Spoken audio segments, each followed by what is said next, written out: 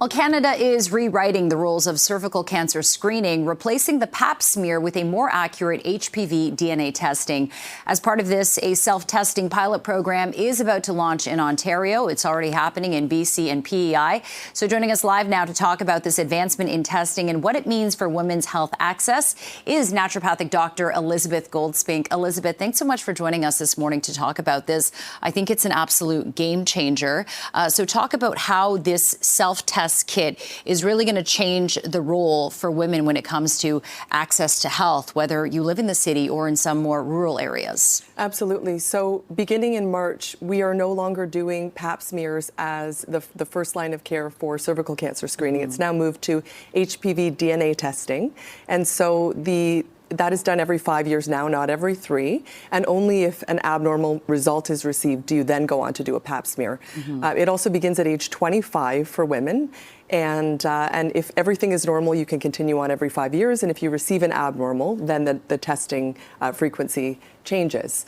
So that's what's happening in Ontario right now as of March 3rd, which a lot of people aren't chatting about. So I'm so happy to be here talking to you about that today. And then in addition to the HPV DNA testing, there's also these new self-screening tests that PEI has rolled out, BC's rolled out, and you can buy these in Ontario online right now. Switch Health is one company. The example kit is there on the table. And that is also groundbreaking for women's health because now women who are in remote locations or perhaps they've had some type of past sexual trauma or, there's stigma associated with this. Now they have the ability to test in their own home. And so the uptake of this type of testing is going to increase, and therefore we're going to catch more precancerous cell changes and have the ability to intervene sooner. Right. And in terms of the kit itself, how do people get their hands on it? Is it through a doctor's office? Will it be rolled out in pharmacies, kind of like the COVID self-test kits? How do people get access to it? So in BC, PEI, you can get it through doctor's offices currently. In Ontario right now, it's yet to roll out officially. So currently you can only buy it from providers online. So Switch Health would be one example, going on their website.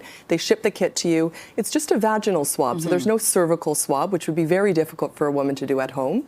So a vaginal swab, send the sample back to the lab, and they release your results directly to you through their online portal. Okay, pretty easy, kind of like the 23andMe or DNA testing kits that some people have used to find out about their ancestry.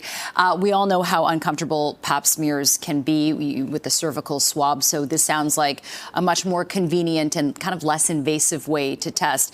Elizabeth, you also mentioned that you have some tips for women to kind of boost or protect their cervical health. What are those? Absolutely. So in addition to the gold standards, which are really early screening, which has played such a huge role in us decreasing cervical cancer rates in women, and vaccination, Gardasil 9, very effective at preventing 9 different strains of HPV that can cause cervical cancer.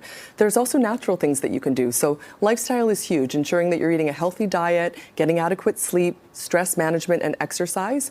It's your immune system that actually clears the HPV on its own. Your innate immune system is what should clear those cells naturally within a period of 1 to 2 years. And what causes the persistence of HPV is actually people's immune systems that are not optimally functioning. And many people don't realize that.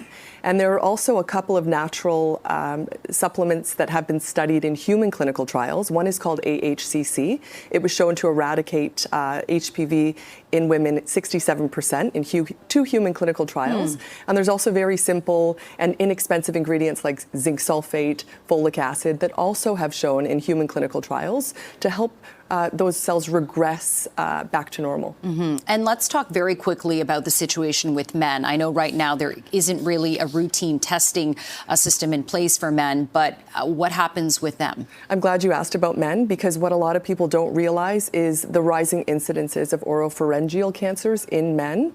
So it used to be something very uncommon. Last 20 years in men 45 to 65, it's becoming more and more common. In fact, it's increasing past the rates of cervical cancer in some demographics, and that is also caused by the HPV virus. So type 16 and 18 can cause that in men. Unfortunately, we don't yet have screening in the same way that we do cervical screening for women. There's no, oral swab. There's companies that are working on that, but it's not yet administered. So it's just looking for those early warning signs, like a persistently sore throat or a lump in the throat. Yeah, or of course, genital warts as a visible sign. Exactly. So that's the low-risk strains. The ones that cause the cancers are the high-risk strains. So there's the two different manifestations of the virus. Okay, well, a really important conversation, and excited for this to roll out in Ontario to give women more access and control of their health. Dr. Elizabeth Goldspink, thanks so much for joining us today. Appreciate the time. Thank you, Jennifer. All right, we're going to take a short break on breakfast. We'll be back right after this with your headlines.